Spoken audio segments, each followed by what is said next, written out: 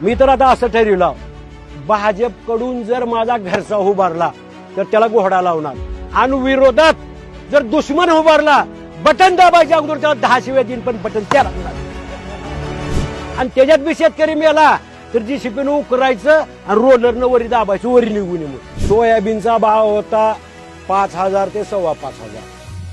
तेव्हा ह्या पाशा तोंडवाशानं आणि ह्या देवेंद्र्यानं चलो नागपूर पायी दिंडी, सोयाबीनला 7,000 भाव द्या, शेतकऱ्याचं कर्ज माफ करा. आज सगळ्या वस्तूचे भाव दुप्पट ते तिप्पट झाले. डिझेल घ्या, पेट्रोल घ्या, गॅस घ्या. खताचा भाव काय होता 400, पुन्हा त्याच्यात जीएसटी. 400चा भाव आज 1450. किती वाढले? तिप्पट. आणि मालाचा भाव 800 कमी, 4200 इकतय, 4300 सोयाबीन. अरे ह्याच्यात माणसं काय, तुम्ही देव ज्याला म्हणता त्याला आणून उतरावा आणि जग म्हणा, त्याला बी आत्महत्याच करावं लागते.